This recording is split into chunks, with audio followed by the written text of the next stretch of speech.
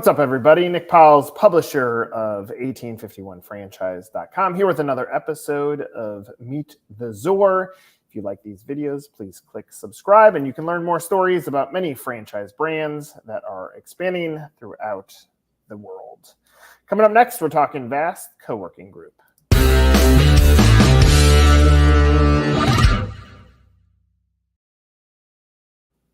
All right, Jason, first you, then Vast. How did you accidentally fall into franchising? What's your franchise backstory? Sure. So I was an engineer in the Air Force. I was active duty on 9/11. So my brain was already set up to create systems, processes, and procedures. Because 9/11, I got out of the military and started using my VA loan to buy and purchase houses and then flip them. Ultimately, then got my real estate license, had this crazy idea that I could become the CarMax of real estate.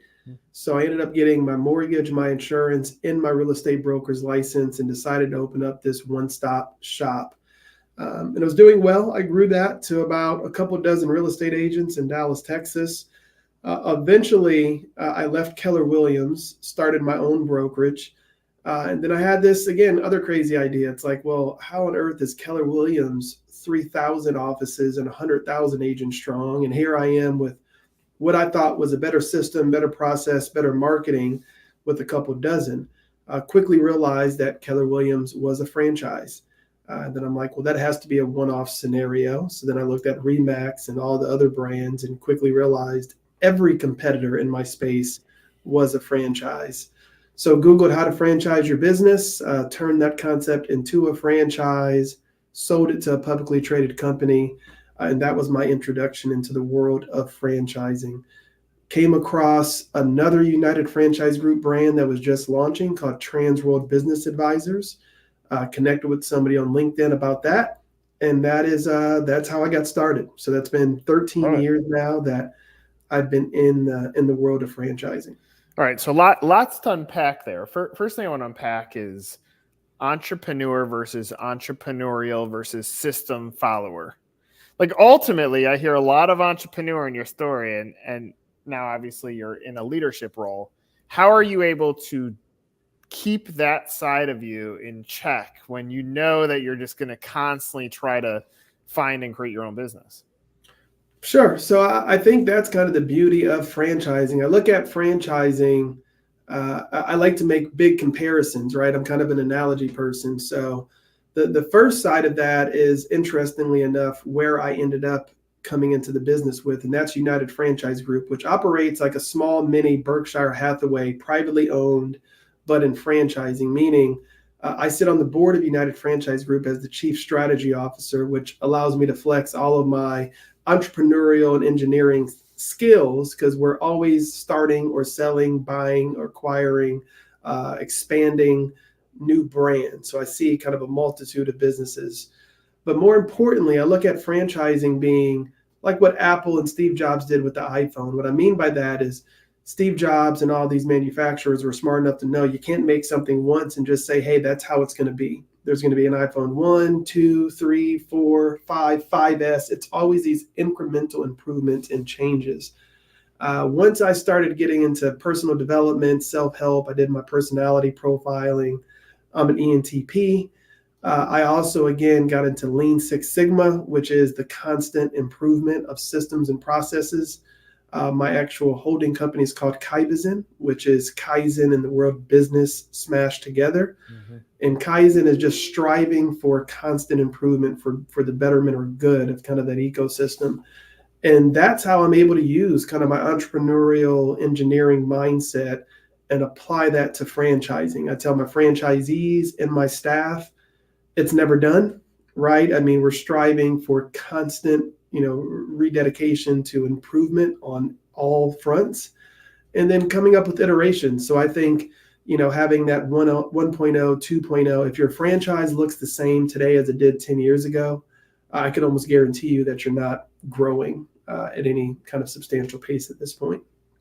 All right, I have a big question, and I understand if it's a reserved answer because you and I met now 7 minutes ago. I wrote a blog once, column that was titled "Catch the Entrepreneur Before They Catch You," And the point of it was entrepreneur is a special skill set and mindset that most businesses don't know how to manage it. And so they dismiss it versus bottle it up and say, how can this be stored up for my company? So for me, the company that I was at, I wanted to be a part of their company. I wanted to unleash my entrepreneur mindset for them. But at some point, I needed them to say, we believe in you too, for me to be locked up versus go create my own. And I jump off and create a business that is larger. But I did so. I wanted to do it for them. I wasn't caught. So I think of you, like, that story is phenomenal. Like, the grit that you've had to build up for your life before business, the grit you build up figuring out business, the grit you built up creating a franchise, the grit you built up exiting a franchise, and right now you said, like, this is how I can flex my entrepreneur muscles. But at the end of the day, you're still an entrepreneur. Like, I can tell in the way that you're speaking, like, you're thinking of the next big thing. So when I say that, like, and it happens to be true for franchisees too. Like, I think a lot of companies, the reason someone decides to jump off is because there's turbulence in their career.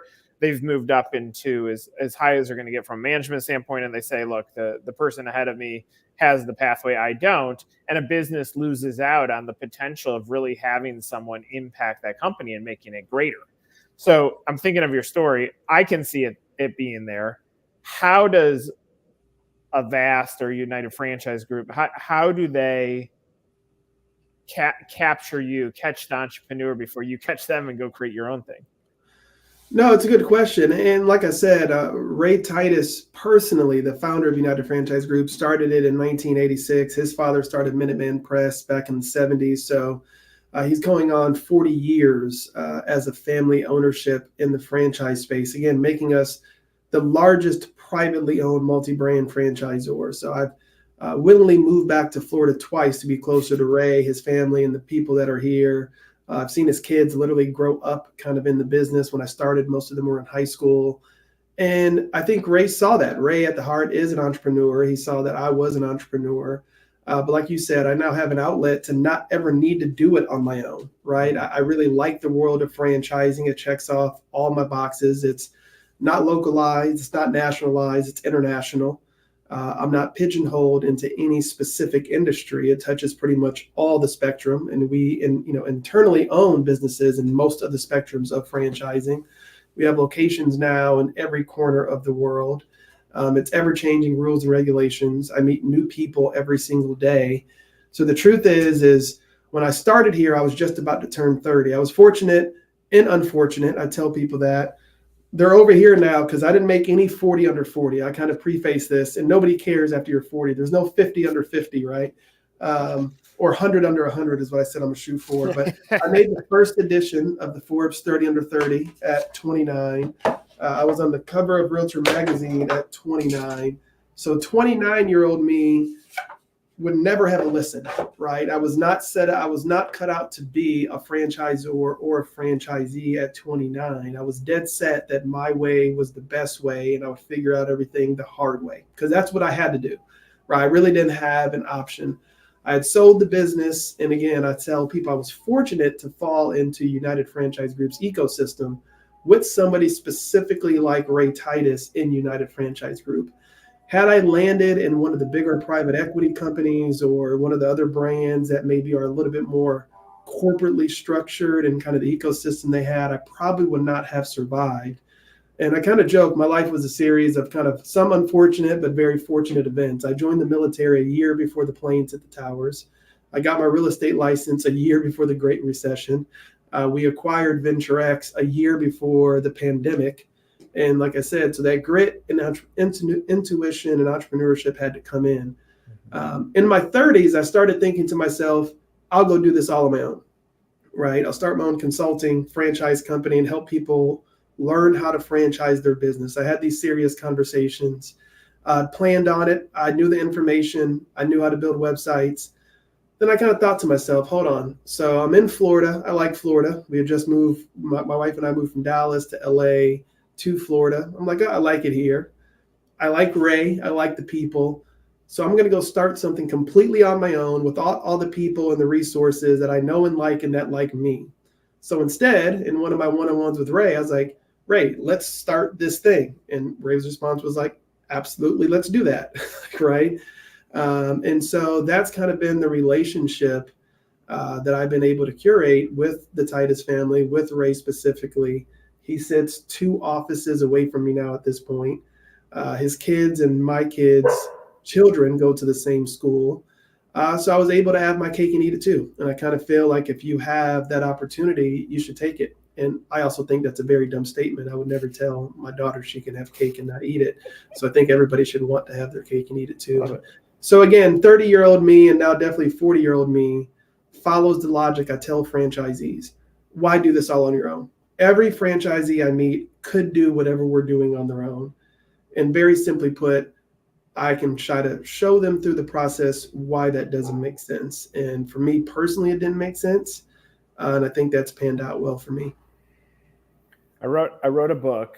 It's called Sticks and Stones, and the premise is that everybody that creates greatness has some sort of pain in their life that they have to convert into fuel. And for me, it was weighing 305 pounds in high school, and all of the things that came associated with that hurt at the time. The bullying hurt at the time. Later on, it made it so brick walls appear. When I hear your story about joining the military, I mean, you've had to go through conflict and pain and struggle and things that are really, really deep on the brain. When you're going through it, had you created your North Star, or were you like, did you understand that you're building up fuel at that time? Or was it like, I'm trying to find myself and my purpose? No, good question. And to go to the start of the story to give some perspective, I was born upstate New York, youngest of 10. My father was born in 1938 and left the South during the Civil Rights Movement. I have my DNA profile on my personal blog page because I get that question asked a lot. And that's a blended family. So I was youngest of 10, born in upstate New York, but I grew up in Atlanta. And I was in Atlanta, I kind of joked during the rise of the South. This is hip hop, Outkast, all the different things that were happening there. And I joined I moved out at 15 and joined the service at 17. So I didn't come from a family of entrepreneurs or people. I joined the service to kind of get out of the environment that I was in. And I did that at 17 with a 35-year plan. I had this plan once I figured out that you could do 20 years in the military and retire, and you're almost guaranteed at that point, as long as you're cognizant, to get a government or contract job after that. Whether it's the post office or go to work for Raytheon, somebody will probably hire you once you have a 20-year track record. Mm-hmm. And you can retire a second time in 15 years. So no, that was my entire life plan, right? At 17 years old, I figured out that I could retire the first time at 37, get out, go to work for Texas Instruments or Raytheon, retire a second time by the time I'm 52. And I thought, hey, I can move, travel, go see the world, get out of Atlanta. That was my plan. So, on September 10th, before the plane hit the towers, I'm in my room, have my gateway computer, 56K dial-up, playing Grand Theft Auto 1, right? I mean, planning my next trip to Paris for the weekend. You could drink legally at 18. It was an absolute blast. Like if they would have stopped paying me, I would have just stayed in the military. But that changed, right? So I was actually on base, at work, and I worked on airplanes. I was an avionic electrical engineer, and we hear it kind of on the radio, that a plane has hit a building in downtown New York. I grew up in Rochester, but I had never been to New York City. So, we get on the computer, how close is the airport to, the financial district, like the World Trade, like how is that possible? It's not very close. And, my flight chief, who has spent 20 years working on planes, was like, that's nearly impossible for this to happen. So, that was some type of mistake. And then the second plane hits the tower, right? So we're sitting there on base, and within an hour of that, sirens are going off on base. They're kicking, civilians off of the base. And being single, I was on a plane not knowing where I was going, where I was coming back by 9:13. So again, it kind of set this stage very, very quickly in this precedent. All the things, all the plans I had were out the window, right? Didn't know where I was going, where I was coming back. I no longer have control of my life. Everything I signed off agreeing to do was now a real thing. Nothing had happened before that since Desert Storm. And I'm 18 years old, by the way, right? Not 28, I'm 18. So that kind of set a basis really quick, like, right, of dealing with pressure, consistency. Now, I went from training to working on planes where everybody may die if I mess up my job. And then you do that for 4 more years after that. It kind of changes your perspective kind of really quickly on problems, issues, comments, concerns. Like I said, you grow up really quick when that happens. So again, that kind of just set me up to kind of really move forward from there and kind of just, understand the world, the ecosystem, the travel, how people operate, and operating under intense pressure that I think, some people would possibly crumble from. Is that a blessing for you to have in your toolkit now, that when you go through high pressures, or even like you go further back? And I started our business in 2008, which most thought I was insane because of the timing of it. You're in the real estate business at that point. But when you understand the feeling of what most people have as an unknown, like, what that pressure felt like, you had an understanding of the delicacy of life, both because of growing up one of 10, and all the issues that you had to face up into the military, then through the military. But does having that in your toolkit, do you look at that and respect it now? Do you recognize it? Absolutely. I mean, again, like I said, it's something, and to kind of add, some comedy to that. It was also mad cow disease in England, right? So there was an actual pandemic, right? So it's like a condensed 30 years of life into a 5-year window, right? And I say that with all due respect, because I met people. I'm no longer as young as I used to be. But when I tell people, I joined the military nearly 25 years ago, some people don't think that math adds up. And sometimes in my head it doesn't, but I joined at 17, right? And I did. So, when I got my real estate license and then a great recession happens, like to your point, a year after that, I quickly just kind of went into that same mode of, man, there's some silver lining here of something I wish I would have known or done or did differently back to going into the military. Which, having been in the Air Force on its own, was a blessing versus the Marines or the Army or the Navy, right? So I was able to take advantage of that scenario. Coming into Venture X and hitting my second pandemic that I was living through, I figured that there had to be some amount of silver lining kind of in that. And that led to us ultimately being able to accomplish our goals a decade sooner than we planned out and acquire our 2 competitors. Right. So, yes, I think when everybody else was kind of retreating, scared, I was like, oh, I've been through this, right? Something similar. It gave me the benefit of that. And I can look back and say that I made the right decisions. I had friends that stayed in the military and still, I don't have any close friends that passed away or anything or died, or so, kind of a blessing through that. But it would have been the only 20-year window in modern history that your entire enlistment would have been a wartime. Yeah. Right. Because, when it came to 2006, 2007, I used to always kind of think, man, did I make the wrong choice getting out the military? But then, 5 years later, we were still in, the war, and I had just made the Forbes 30 under 30. And then a decade later, we were still in the same war. My friends were still deploying. 15 years later, we were still in the same war that started from 9/11. 20 years later, on the day I would have got out, we were still in the same war. So it wasn't a really fun time to spend 20 years in the military. So again, I look back to all those times. I don't regret any of it. I still think it's a great path for a lot of youth today to consider.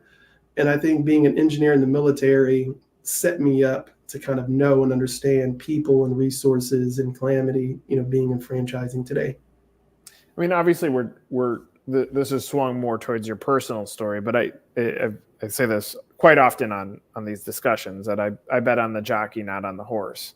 And so you could tell me the widget was pancakes that are in the shape of hot dogs, and I would still be like, okay, what's this franchise you're doing? Because that's ultimately what people buy from, is they're going to listen to you. But just so that we can touch on the business model, give me the vision for the business. What is it, and who are you looking for as an operator? Sure. So I started my real estate company out of a Regis back in 2007, when it was not cool to be in a flexible office space. You were kind of looked at like a second-class business citizen, right? People didn't understand it. And really, that is the only reason at that time most people were in. So it was true. So I kind of wear that with a badge of honor. I wasn't ready to sign these long-term commitments, open up an office, but it was definitely not the cool place to be at that time. And so I know that WeWork had came into the scene about the same time as Tesla and made the whole industry cool and mainstream, same way Tesla made electric vehicles cool and mainstream. So after we launched our consulting company with Ray, the company that I thought I would leave and start myself, I wrote a book about how to franchise your business, online course. And then a company came to us through a personal friend called VentureX that had a flexible office space that was sold out in Naples, Florida. Right. So we started a strategic consulting arrangement. I did an industry analysis of who the franchise competitors were and who the non-franchise competitors were. And at that point, WeWork was a $50 billion company. Regis was a $4 billion company. Office Evolution and Intelligent Office existed. So I used all that information, and we curated and built VentureX to be kind of counter to what they were, counter to WeWork, counter to Office Evolution. And we launched a franchise concept. And that worked very well. We sold 50, 60, 100 franchises in the first few years, really built up momentum into 2019, and we acquired the whole thing in 2019. Mm-hmm. Through that process, I've always liked analogies. I thought that, hey, there's an opportunity here to be the Marriott of co-working, to have multiple brands underneath one umbrella and incentivize members and franchisees to do business with inside that ecosystem.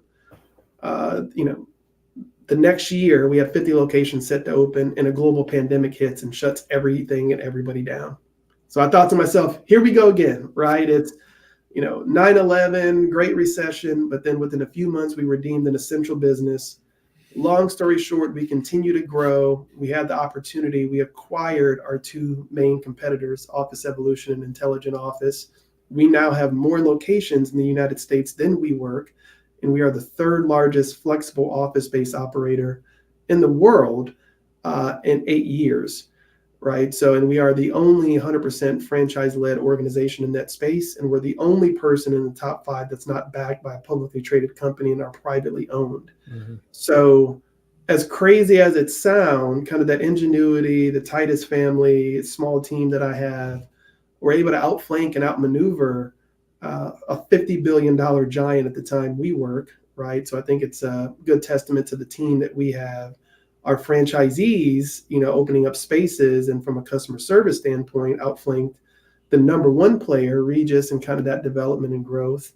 And that's who we are. I mean, there's a huge growth curve for flexible office space. I kind of joke and tell people, the first time you took Uber, it may have seemed strange, but now it kind of seems very foolish to have bet against Uber versus taxi. And really what was very bad for taxis was good for Uber.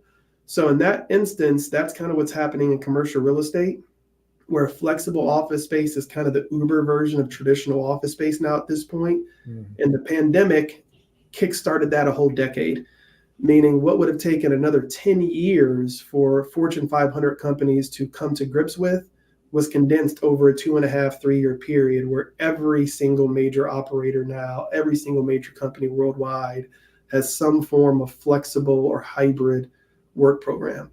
To think that you could do a professional webinar, these types of things 5 or 6 years ago would have seemed crazy. Not like you could probably see there's major podcasters just work from home or co-working space out of the garage, which would have seemed really odd, sometimes just 5 years ago. So again, that's really caused a headwind for our business and opportunities, and kind of the surge in demand. And then also at the same time, our major competitors went backwards. Again, kind of right place, right time. Regis and WeWork are still great brands. We work with both of them. I met the founder, Mark Dixon, Wayne, who's been on your podcast several times, is great. I know he just moved to Canada, so I'm not knocking either one of them. They're both great companies. The new WeWork ownership, very close with them. But I think we have our place, and we developed kind of a unique ecosystem inside of that. And we've, competitively worked together across the spectrum. And I think the industry's set for growth for all three of the major players. Yeah, I appreciate that answer. I mean, ultimately, and I could talk for another 5 hours on the space, but on the franchise end, I think the biggest risk to the franchise side is the qualification of the candidate, because sometimes, like, you're playing in big business, but the investment, as for what it is not big business investment. And so people they can hear the news of a WeWork, but it takes a different mindset to win in this space. And so when you're thinking about who the candidate is, the candidate has to be financially qualified and think about scale in order to build wealth for their family. And obviously you're setting up the right structure, and all of your backdrop, I'm sure, is helping tremendously. And I'm grateful that you shared some of your story with us today. Awesome. And I wanted to give a sound bite stop there, because I have a hard stop. I have a discovery day in 1 minute. I would love to, if we need to hop on another call, I could set another time this afternoon, but I do have to jump basically right now, Nick. If you want to expand upon this, I'm more than happy to head back on a call, but I have a call I have to be on in 1 minute. Hey, that's how life works. Jason, thanks for doing this. For Jason, I'm Nick. This is another episode of Meet the Zor.